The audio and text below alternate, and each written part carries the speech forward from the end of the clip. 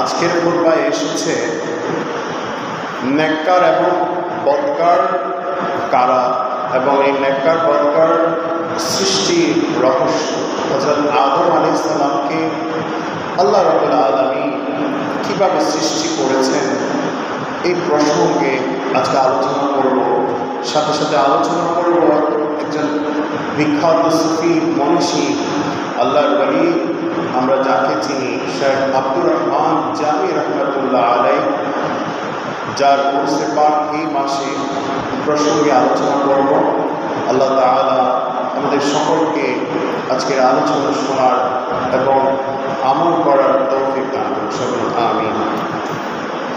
আমার আল্লাহ বলছেন, ওয়াহুয়াল্লাযী আনশাকুম মিন নাফসিন ওয়াহিদাতিন ওয়া মুস্তাকাররান ওয়া মুস্তাওদাআ قد فصلنا الآيات لقوم يفقهون।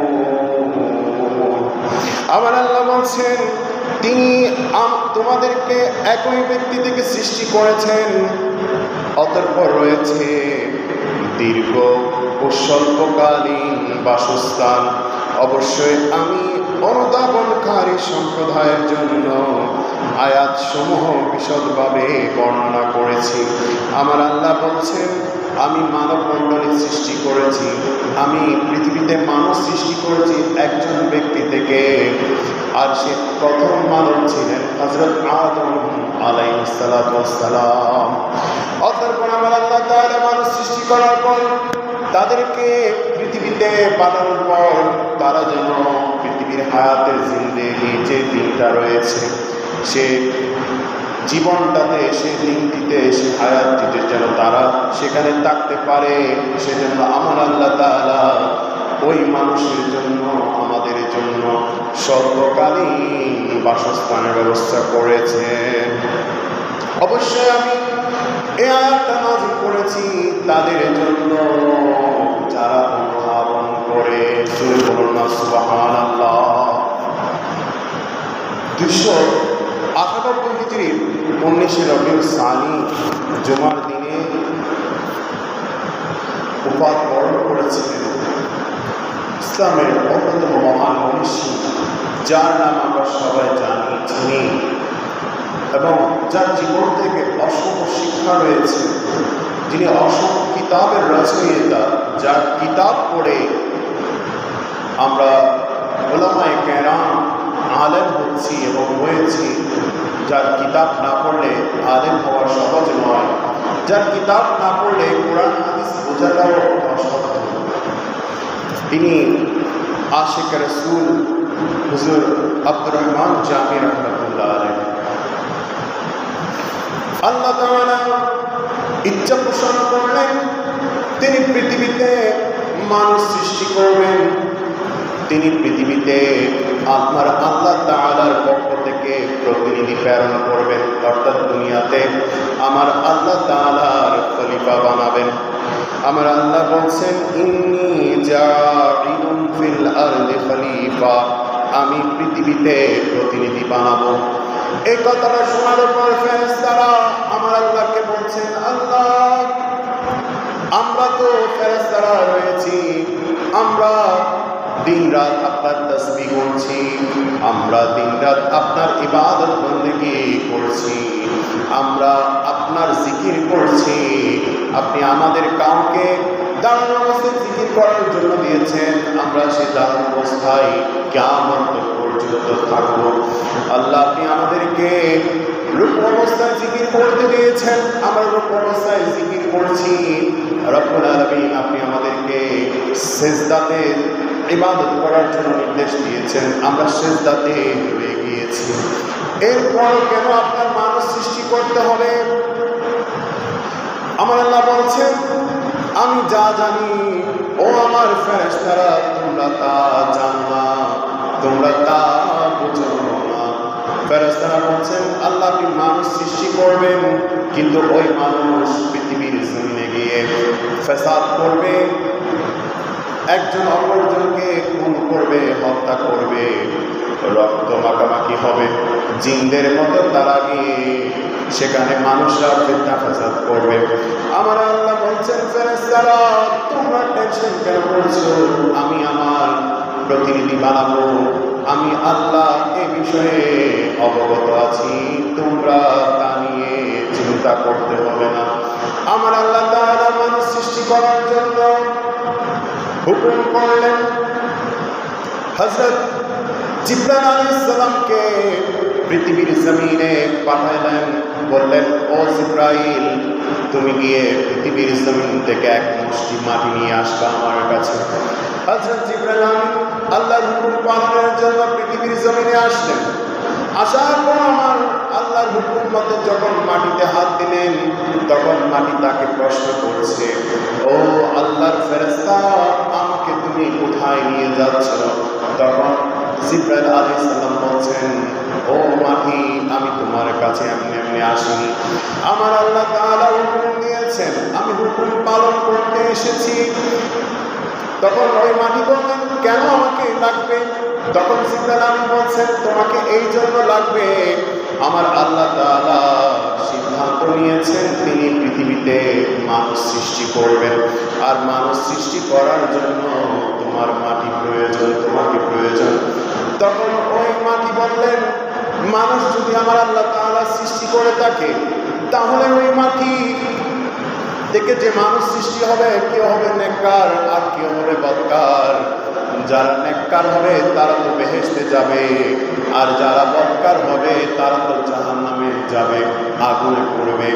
না না না, আমাকে তুমি নিয়ে যেতে পারবে না, আমি আগুনে পড়তে পারবো না। তখন জিবরাইল আলাইহিস সালাম ফের গেলেন, আমার আল্লাহর কাছে গিয়ে বললেন মাটির কথা। এরপর আমার আল্লাহ তাআলা হুকুম করলেন ইসরাফিল আলাইহিস সালামকে, ও ইসরাফিল, তুমি গিয়ে দুনিয়ার জমিন থেকে এক মুষ্টি মাটি নিয়ে আসো। হযরত ইসরাফিল আলাইহিস সালাম দুনিয়ার জমিনে এসে মাটিতে যখন হাত দিলেন, তখন ওই মাটি আবার একই প্রশ্ন করল, ও আমার আল্লাহর ইসরাফিল ফেরেশতা, তুমি কেন আমাকে নিতে এসেছ? তখন ইসরাফিল আলাইহিস সালাম বললেন, যে কারণে জিবরাইল আমি এই মাটি নিতে এসেছে, আমিও একই কারণে এসেছি, আমি ওই মাটি নিতে এসেছি, আল্লাহ হুকুম করেছেন বিদায়। তখন ওই মাটি বললেন, না, আমি আমাকে জাহান্নামে পড়তে দিব না, আমি আমার মাটি নিতে দিব না। এরপর ইসরাফিল আলাইহিস সালাম আল্লাহর কাছে গিয়ে বললেন, আল্লাহ, মাটিটা আসতে চাচ্ছে না আমাদেরকে, মাটি বলছে সে জাহান্নামে পড়তে পারবে না, তাকে দিয়ে মানুষ যেন সৃষ্টি না করা হয়। তখন আল্লাহ তাআলা হযরত আজরাইল আলাইহিস সালামকে দায়িত্ব দিলেন, আজরাইল, আমি কোনো কথা শুনতে চাই না, তুমি এবার মাটি নিয়ে আমার কাছে আসতে হবে। হযরত আজরাইল আলাইহিস সালাম মাটির কাছে গেলেন, মাটির কাছে গিয়ে জিজ্ঞেস করলেন, ও মাটি, আমি তোমাকে নিতে এসেছি, তোমার কোনো আপত্তি আছে কিনা? তখন মাটি বলল, হ্যাঁ, আমি নিতে দিব না, আমার থেকে যে মানুষ সৃষ্টি করা হবে, সেখান থেকে বদকার মানুষ যারা সৃষ্টি হবে তাদেরকে জাহান্নামের আগুনে পোড়ানো হবে, আমাকে আগুনে পোড়াতে চাই না, আমি সেজন্য আমার অংশ দিতে চাই না। হযরত জিবরাইল বলছেন, আমি আল্লাহর হুকুম পালন করতে আসেছি মাটি, আমি তোমার কথা শুনতে পারবো না, তুমি যদি বিরোধিতা করো তাহলে আমি আল্লাহর কাছে নাফরমান হয়ে যাব, আমি আল্লাহর কাছে নাফরমান হতে চাই না। ও মাটি, আমি তোমার থেকে মাটি নিয়ে যাচ্ছি। তখন ওই মাটি বললেন, আমার থেকে মাটি নিয়ে গেলে আমাকে যে জাহান্নামে পোড়ানো হবে সেটার কি হবে? তখন আজরাইল আলাইহিস সালাম বললেন যে তোমার থেকে যে মাটি নেওয়া হবে সেই মাটি যেখান থেকে নেওয়া হবে ওই মাটি সেখানে ফেরত দেওয়া হবে, অর্থাৎ এই মাটি দিয়ে যে মানুষ যে জায়গা থেকে সৃষ্টি করা হবে সেই মানুষকে সেই জায়গাতে ফেরত দেওয়া হবে, সেই জায়গায় দাফন করা হবে। আমরা ধরেন কেউ যদি লন্ডনে বসবাস করে অথবা রাঙ্গামাটিতে বসবাস করে, তাকে যেখানে দাফন করা হবে, অর্থাৎ সেই মাটি দিয়ে তাকে আল্লাহ সৃষ্টি করেছেন, সেজন্য তাকে সে জায়গায় দাফন করা হবে। অর্থাৎ যে মাটি দিয়ে যেখান থেকে যাকে সৃষ্টি করেছে ওই মাটিতেই তাকে দাফন করা হবে। যদি আমরা আল্লাহ তাআলা এভাবে করে সিস্টেম করেছে। হযরত আদম আলাইহিস সালাম যখন বললেন তোমার মাটি দিয়ে যে মানুষকে সৃষ্টি করা হবে, সে যেখানে মারা যাবে তাকে সেখানে দাফন করা হবে, অর্থাৎ তোমার মাটি তোমাকে ফেরত দেওয়া হবে। হযরত আজরাইল আলাইহিস সালাম এক মুষ্টি মাটি নিলেন, সে মাটিতে ছিল কাদাযুক্ত মাটি, সে মাটি ছিল একটু লাল, সে মাটি ছিল একটু হলুদ, একটু কালো, সে মাটি ছিল একটু সুন্দর, সে মাটি ছিল একটু ভেজা ভেজা পানিযুক্ত মাটি। আমার আল্লাহ তাআলার কাছে ওই মাটি নিয়ে গেলেন। সেজন্য দেখা যায় পৃথিবীতে কিছু মানুষ কালো, পৃথিবীতে কিছু মানুষ বেশ সুন্দর, পৃথিবীতে কিছু মানুষ কঠিন হৃদয়ের, আর কিছু মানুষ নরম হৃদয়ের, কিছু মানুষ একদম পানির মতো সাদা সিধা। আমার আল্লাহর কাছে নিয়ে গেলেন। আমার আল্লাহ হুকুম দিলেন এই মাটিগুলো তোমরা বর্তমান যেখানে কাবা শরীফ আছে ওই কাবার স্থলে গিয়ে তোমরা রেখে আসো। আমার আল্লাহ তাআলা ওই জমিনের মধ্যে প্রায় 40 দিন পর্যন্ত বৃষ্টি প্রবাহিত করলেন। ওই 40 দিন পর্যন্ত পানি প্রবাহিত হওয়ার ফলে ওই মাটি থেকে সমস্ত প্রকারের ময়লা, সমস্ত প্রকারের খারাপ সব কিছু ধুয়ে মুছে পরিষ্কার করার পর ওই মাটিকে কায়া করতে দিলেন, অর্থাৎ আমি করতে দিলেন। এরপর ওই মাটিকে ফেরেশতাদেরকে নির্দেশ দিলেন ওই মাটিকে তোমরা 40 দিন পর্যন্ত আরাফাতের ময়দানে রেখে দাও। আমার আল্লাহর হুকুম পেয়ে ফেরেশতারা ওই মাটিকে আরাফাতের ময়দানে গিয়ে রেখে আসেন। ওই মাটি যখন শব্দ হয়ে গেলেন, টনটনে শব্দ হয়ে গেলেন, তখন আমার আল্লাহ তাআলা সেখানে রূহ সঞ্চারিত করলেন।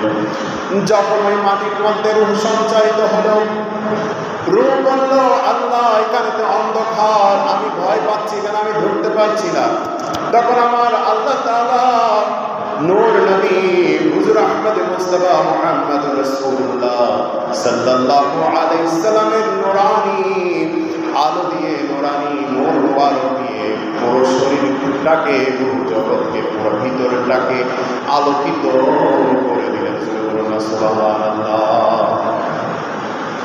আজকে সেই দয়াল নবীর সামনে কিছু হুজুর মুস্তাকি করছে, দুনিয়ার সাংবাদিকের সাথে আমার রাহমাতুল আলামিন নবীকে মিশিয়ে ফেলছে।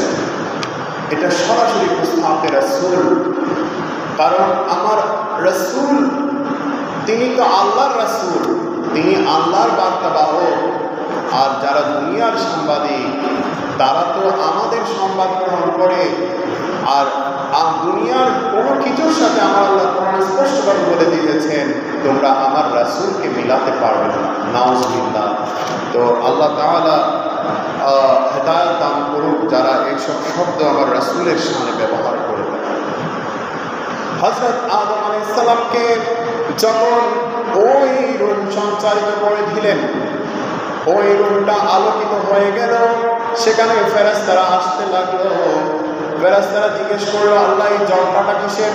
তখন আমার আল্লাহ বলছেন ফেরেশতারা এটা হচ্ছে কলব। তখন ওই কলবের মধ্যে শয়তান, ইবলিস শয়তান থুতু মেরে দিলেন। এরপর আমার আল্লাহ তাআলা যখন আদম আলাইহিস সালামের রূহ সঞ্চারিত হলো, মাথায় যখন ওই রূহ সঞ্চারিত হতে লাগলো, তখন তিনি উঠে পড়লেন, একটা হাঁচি দিলেন ওঠার সময়। যখন তিনি আলহামদুলিল্লাহ বললেন হযরত আদম আলাইহিস সালাম, আমার আল্লাহ বলছেন ওই হাসির জবাব দিলেন ইয়ারহামুকুল্লাহ। সাথে সাথে আদম আলাইহিস সালাম বসে গেলেন। আমার আল্লাহ তাআলা আদম আলাইহিস সালামকে প্রায় 7 লক্ষ ভাষার জ্ঞান দিয়েছেন। ওনাকে বুদ্ধি, জ্ঞান, বুদ্ধি দিয়ে আল্লাহ তাআলা পরিপূর্ণ সৃষ্টি করেছেন। এরপর আমার আল্লাহ তাআলা নির্দেশ দিলেন ফেরেশতাদেরকে, ও ফেরেশতারা তোমরা আমার আদম নবীকে সিজদা করো। উসজুদু লিআদম, আল্লাহ তাআলা নির্দেশ দিলেন আদম নবীকে সবাই যেন সিজদা করে। ওই সময় সব ফেরেশতা সিজদা করলো, শুধু একজন ছাড়া। আর সেই একজনই হলেন ইবলিস শয়তান, যে ছিল সবচেয়ে দামি ফেরেশতা, যে সবচেয়ে ইবাদত বন্দেগী বেশি করত, যার সিজদা নাই এমন কোনো জমিন নাই।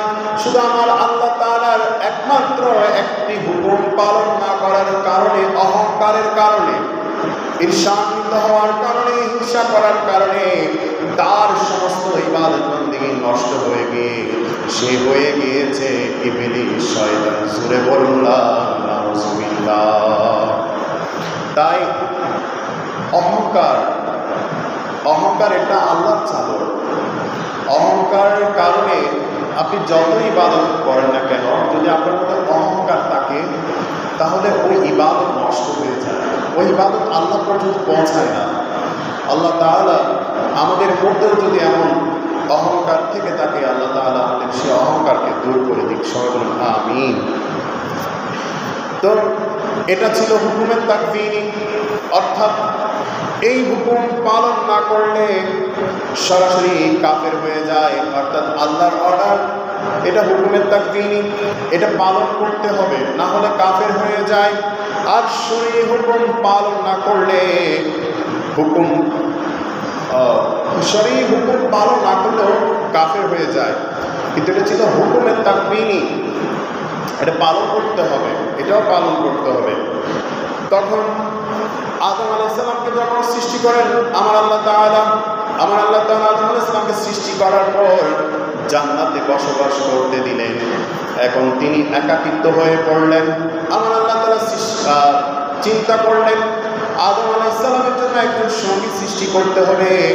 আদম নবী যখন ঘুমন্ত অবস্থায় ছিলেন, তার বাম পাজর নিয়ে একটা মানুষ সৃষ্টি করলেন। সে মানুষটা হলো হযরত মা হাওয়া আলাইহিস সালাম। সুবহানাল্লাহ। হযরত মা হাওয়া আলাইহিস সালামকে সৃষ্টি করলেন। এরপর জান্নাতের মধ্যে বাবা আদম নবীর সাথে মা হাওয়া আলাইহিস সালামের বিবাহ হলেন। আর তাদের বিবাহের মোহর ছিল আমার নবী মুস্তাফা সাল্লাল্লাহু আলাইহি সাল্লামের দরুদ শরীফ। সুবহানাল্লাহ। এভাবে হযরত আদম নবীর সাথে মা হাওয়ার বিয়ে হয়ে গেল। এরপর ওনারা সংসার করলেন। ওনাদের প্রায় জীবন্ত অবস্থায় 41 জন সন্তান জন্ম দিয়েছেন। তার মধ্যে সর্বশেষ সন্তান ছিল হযরত শীস আলাইহিস সালাম। সুবহানাল্লাহ। তিনি জীবন্ত অবস্থায় হযরত আদম আলাইহিস সালাম প্রায় 40,000 সন্তান রেখে গিয়ে তিনি পৃথিবীর বুক থেকে চলে গিয়েছেন। মানব সৃষ্টির এই ইতিহাস আমরা যখন তাফসীরে নাইমির মধ্যে দেখি, প্রথমে আমার আল্লাহ তাআলা মানুষ সৃষ্টি করেন একটা শুক্রবিন্দু থেকে। এরপর 40 দিন পর রক্ত জমা হয় একটা মানুষের। এরপর এই 40 দিন পর রক্তনালী সৃষ্টি হয়। এরপর আস্তে আস্তে হাড়গোড় সৃষ্টি হয়। এরপর গোশত দিয়ে ওই মানুষকে আমার আল্লাহ তাআলা সরাসরি মানব রূপে দুনিয়াতে প্রেরণ করেন। সুবহানাল্লাহ। আদম আলাইহিস সালাম দেখলেন জান্নাতের মধ্যে কিছু মানুষ নেককার, কিছু মানুষ বদকার, অর্থাৎ কিছু মানুষ খুব ফর্সা আর কিছু মানুষকে দিলেন খুব কালো। তখন ফেরেশতারা তাকে জানান দিল, ও আদম নবী, এখানে কিছু সন্তান হচ্ছে, তোমার সন্তান যারা নেককার, যাদেরকে তুমি ফর্সা দেখছো তারা হলো সবাই নেককার, আর যারা বদকার আর যাদেরকে কালো দেখছো তারা হলো বদকার, তারা সবাই জাহান্নামী। সেজন্য আমার আল্লাহ তাআলা বলেছেন, আমাদেরকে নামাজ উপহার দিয়েছেন। যে ব্যক্তি বেশি বেশি নামাজ পড়বে তার চেহারা উজ্জ্বল হয়ে যায়। সে যখন কবরের মধ্যে যাবে তার কবরটা ওই নামাজের মাধ্যমে আলোকিত হয়ে যায়। সুবহানাল্লাহ। তাই বেশি বেশি নামাজ পড়তে হবে। এখানে কালো মানুষ মানে আসলে কালো মানুষ নয়, কালো মানুষ ওইটাই যার মধ্যে নামাজ, রোজা নাই, হজ না, যাকাত দেয়, যে অহংকারী, সেটা হচ্ছে কালো মানুষ। আর ফর্সা মানুষ হচ্ছে বলতে ওই মানুষটা যার মধ্যে কোনো অহংকার নাই, যে নামাজি, ফরেজগারি, মুত্তাকি বান্দা, যে সদা আল্লাহ এবং আল্লাহ রাসূলের পন্থা অনুযায়ী জীবনযাপন করে, সে মানুষটির কথা বলা হয়েছে। তো আমি আল্লাহ তাআলা আমাদের সবাইকে নেককার মানুষ হিসাবে নিজেকে যেন দুনিয়ার জমিনে গঠন করতে পারি, সবাই বলুন আমিন। হযরত আব্দুর রহমান জামি, যার উপাধি দিবস এই মাসে, তিনি জীবদ্দশায় প্রায় 54টি কিতাব রচনা করেছেন। তার মধ্যে শ্রেষ্ঠ কিতাব হচ্ছে শরহে জামি, যেটা কাফিয়া গ্রন্থের ব্যাখ্যা গ্রন্থ। যে কিতাব পড়াটা সর্বোচ্চ কিতাব, যেটা না পড়লে হুজুররা আলেম হতে পারে না, কোরআন হাদিস বুঝতে পারে না, তিনি এই শরহে জামি কিতাব লিখেছেন। তার আরও একটি কিতাব রয়েছে ফাওয়াইদুদ দিয়াইত। এই কিতাবটিও সর্বশ্রেষ্ঠ একটি কিতাব। ওই আব্দুর রহমান জামি রহমতুল্লাহ আলাইহি সিদ্ধান্ত নিলেন একদিন তিনি মদিনায় যাবেন হজ করতে। হজ করতে গেলে তিনি মদিনায় যাবেন, সিদ্ধান্ত নিলেন। তিনি একটি ইসুফ জুলেখা একটি কিতাব রচনা করেছেন। ওই কিতাবের মধ্যে তিনি আমার নবীজির শানে অনেক নাত লিখেছেন, অনেকগুলো প্রেমের কবিতা লিখেছেন আমার নবীর শানে। তিনি ইচ্ছা করেছেন যখন হজ করতে যাবে, হজ করতে গেলে তিনি হজ করার পর মদিনাতুল মুনাওয়ারায় যাবেন। মদিনাতুল মুনাওয়ারায় গিয়ে আমার নবীজির রওজার সামনে ওই রাসূলের প্রেমে যে কবিতাগুলো লিখেছেন, ওই কবিতাগুলো তিনি সেখানে শোনাবেন। তিনি হজ করলেন, মক্কাতে গেলেন। হজ করার পর, হজের সব কার্যক্রম শেষ করার পর যখন মদিনাতুল মুনাওয়ারায় গেলেন, যেতে ইচ্ছা করলেন, মদিনার গভর্নরকে স্বপ্ন দেখলেন আমার নবীজি। বলছেন আমার একজন আশেক আসবে, তাকে মদিনায় প্রবেশ করতে দিও না, কারণ তাকে তোমরা বাধা দাও, তাকে আটকায় রাখো। এরপর তিনি যখন মদিনায় আসলেন, ওই জামি রহমতুল্লাহ যখন মদিনায় আসলেন, আসার পর গভর্নর তাকে আটকায় ফেললেন। জামি রহমতুল্লাহ কান্নাকাটি শুরু করলেন, না আমি রাসূলের রওজায় যাব, আমি নবীজিকে সালাম দেব। এভাবে যখন তিনি কান্নাকাটি শুরু করলেন, গভর্নর আর নিজেকে ঠিক রাখতে পারল না, তখন তিনি তাকে ছেড়ে দিলেন। এরপর আমার নবী আবার ওই গভর্নরকে স্বপ্নে দেখালেন, ও গভর্নর, যাকে তুমি আসতে দিয়েছ, আমি যাকে মানা করেছিলাম, তুমি তারপরও তাকে আসতে দিয়েছ। ওই লোকটা যদি এখানে আসতে না পারে, ওকে কোনো রকমই আমার রওজায় যেন নিয়ে আসতে না পারে। তখন গভর্নর বললেন, আমার নবীজি যেহেতু দ্বিতীয়বার আমাকে নির্দেশ দিয়েছেন, তাকে তো আটকাতে হবে, নিশ্চয়ই সে কোনো খারাপ লোক, খারাপ উদ্দেশ্যে মদিনায় এসেছেন। এরপর ওই গভর্নর ওনার গোয়েন্দা বাহিনী দিয়ে, পুলিশ দিয়ে তাকে বন্দি করলেন জেলখানায়। এরপর আমার নবীজি আবারও গভর্নরকে স্বপ্নে দেখালেন, গভর্নর, তুমি যাকে আটকিয়ে রেখেছো, যাকে বন্দি করে রেখেছো, সে কোনো চোর নয়, সে কোনো সন্ত্রাসী নয়, সে কোনো বাটপার নয়, সে হচ্ছে আমার অনেক বড় প্রেমিক। সে সিদ্ধান্ত নিয়েছে, সে কিছু প্রেমের কবিতা লিখেছে আমাকে নিয়ে। আমি নবীর রওজায় এসে ওই কবিতাগুলো সে পড়ে শোনাবেন, কিন্তু ওই কবিতাগুলো যদি আমাকে তিনি শোনায়, আমি রহমতুল্লিল আলামিন নবী, তাকে দেখা দেওয়ার জন্য রওজা থেকে বের হয়ে আসতে হবে, আমি আর রওজায় থাকতে পারবো না। তাই আমি যদি বের হয়ে যাই, পৃথিবীর মধ্যে ফিতনা সৃষ্টি হয়ে যাবে, তাই আমি তোমাকে আটকায় রাখতে বলেছি। সুবহানাল্লাহ। এত বড় আশিক রাসূল ছিলেন। তখন শাইখ জামি রহমতুল্লাহ আলাইকে ওই গভর্নর বললেন, ভাই, তুমি তো অনেক বড় সৌভাগ্যবান, যাকে তুমি আমার রাসূলে পাকের রওজায় যদি যাও, আমার রাসূলে পাক রওজার মধ্যে থাকতে পারবে না, সেজন্য আমার নবীজি বলছে তোমাকে না যেতে, তোমাকে মানা করেছে। তখন ওই গভর্নর শাইখ আব্দুর রহমান জামি রহমতুল্লাহ আলাইকে সম্মান করলেন এবং তাকে পুরস্কৃত করে মদিনা পাক থেকে ওনাকে বিদায় দিলেন। এত বড় একজন আশিক রাসূল ছিলেন। আল্লাহ তাআলা আমাদের সবাইকে এমন আশিক রাসূল হওয়ার তৌফিক দান করুন। সবাই বলুন আমিন। আমরা দেখি আমাদের সামাজিক বিয়েগুলোতে খেজুর ছিটিয়ে এমনি হাতে হাতে দিয়ে দিই। আসলে রাসূল পাকের হাদিস হচ্ছে বিয়েতে খেজুর দিতে হবে ছিটিয়ে, সেটা হাতে হাতে নয়। এটা হচ্ছে রাসূল পাকের সুন্নাত।